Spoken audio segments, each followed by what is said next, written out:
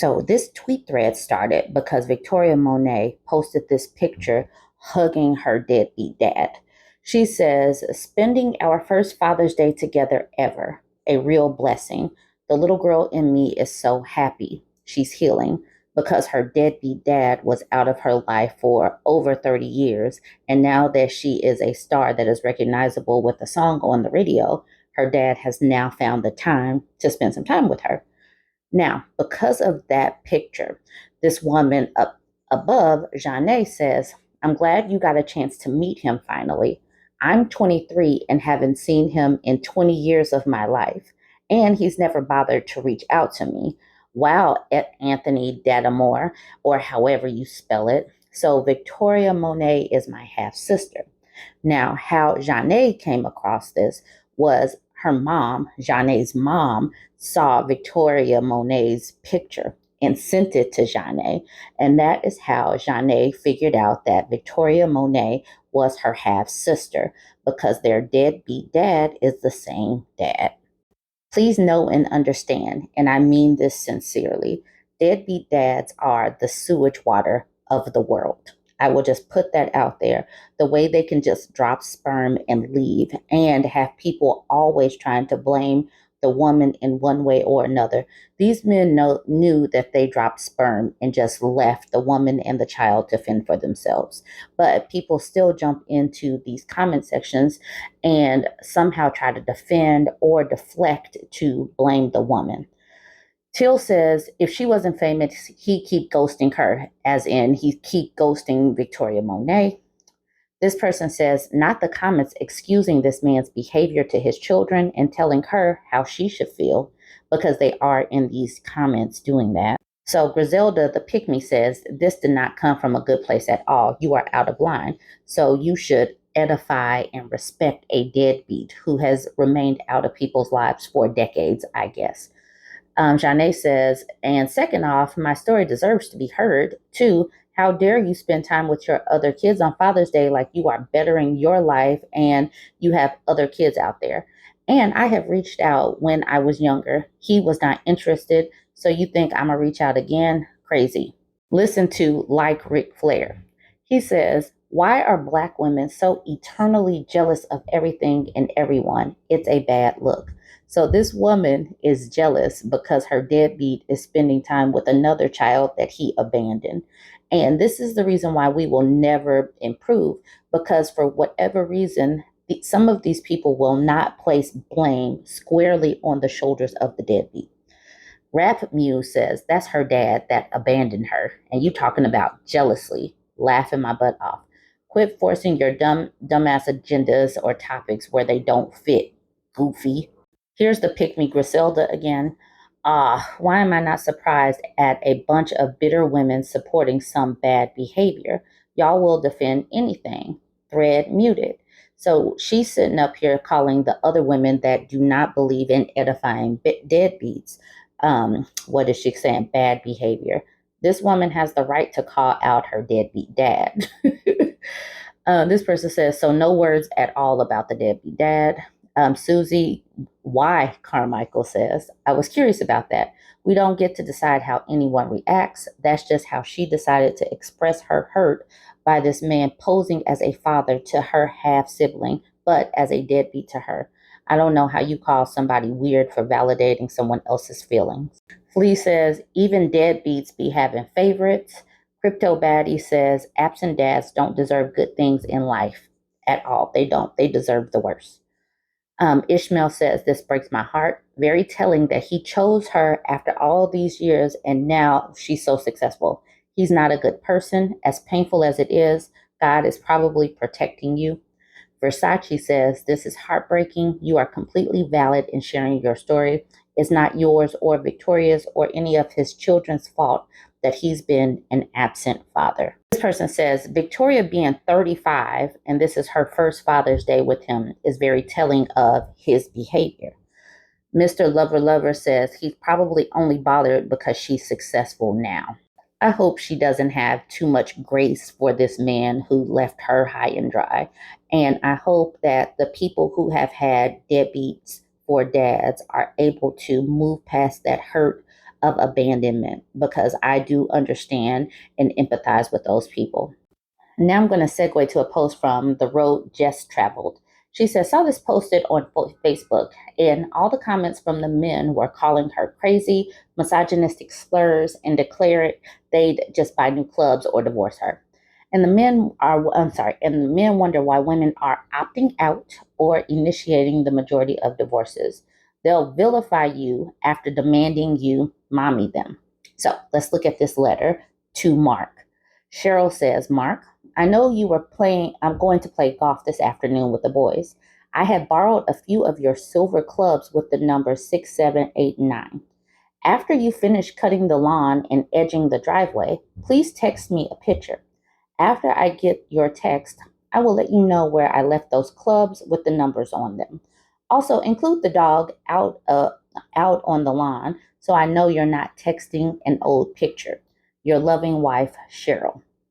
Now, when men jump into our comment section and they're talking about the division of labor, because women's division of labor typically inside the home is a daily occurrence, many times, multiple times a day. And they go on and on and on about doing the lawn work, working on cars, getting the oil change, working on an oil rig, moving heavy stones from one end of the lawn to the other. They talk about this. But when women actually ask them to do these things that they say that they are supposed to be doing, it becomes a chore in itself to end up getting them to do their part, their supposed part. Some of the comments under The Road Jess Traveled. Yeah, it feels like the final straw after him promising to mow the lawn 3 times and not doing it. Not saying this is healthy, but sometimes people are at a loss for what to do. Because if you just try to hold them to what they say they're going to do, that's called nagging. So, what do you do? How do you get people to participate in the way that they said that they would? Is challenging, and I don't have the answer to that. So maybe this worked. I don't know.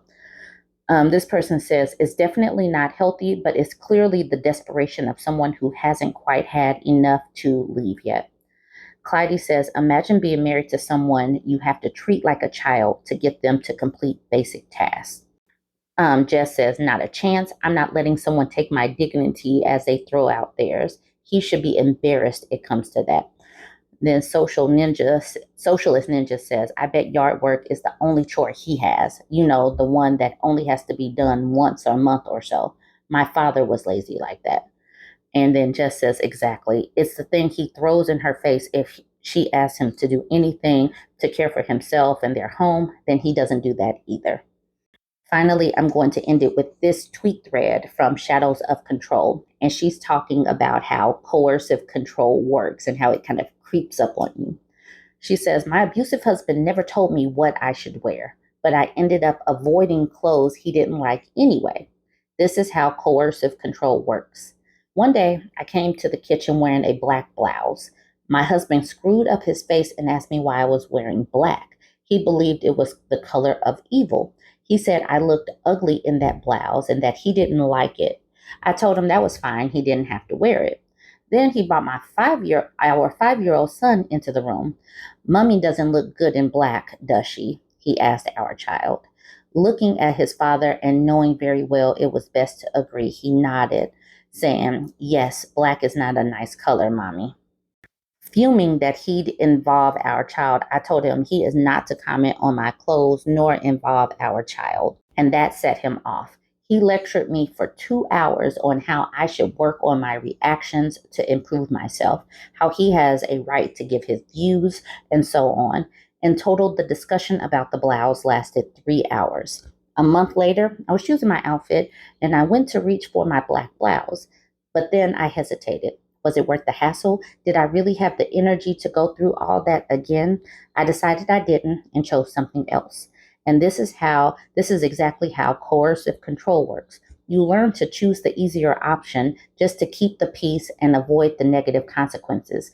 And bit by bit, you fall in line with how they want you to be until eventually there is no part of you left. Everything about you is exactly how they want it.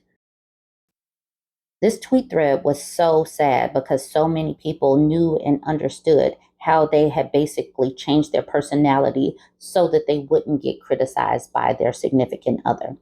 Like Laura says, this is gradually why I gave up all my hobbies and interests during my marriage. It wasn't just worth the insults, teasing, cold shouldering, and anger.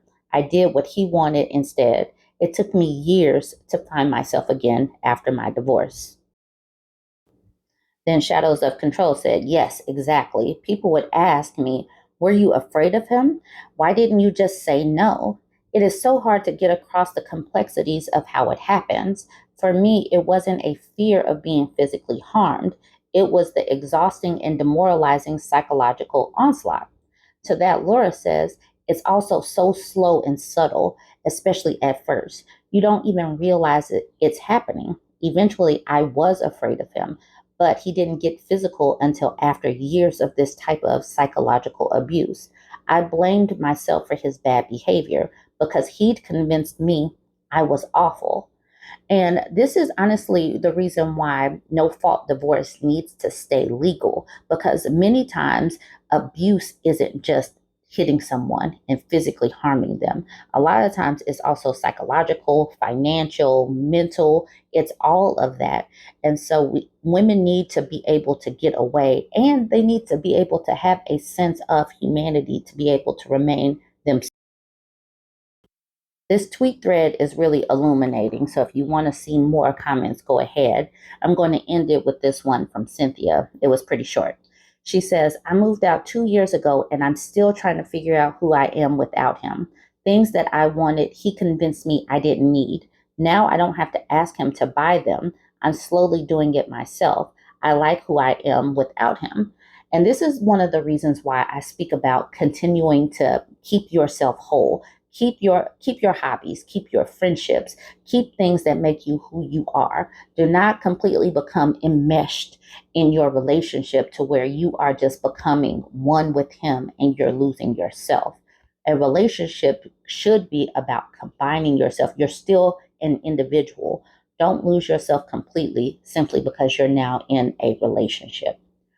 Shadows of Control responded to Cynthia by saying, it's a long journey of rebuilding and rediscovering your authentic self after it's been completely eroded. I love your last sentence. It is challenging to rebuild your confidence, rebuild your hobbies, rebuild the relationships that you let fall to the wayside because of a relationship. Going forward, we need to continue to have these conversations about not losing yourself simply because you become a wife or mother or any other type of relationship. There needs to be some balance in your life, and you need to retain the things about you that made you you. Because anyway, they're going to get bored with you or get annoyed with you when you stop being who you were in the first place. They find any way to make you miserable or get mad at you or anything. So just stay yourself. Just stay yourself in your relationships. Jump in the comments. Let me know what you think about these 3 tweet threads.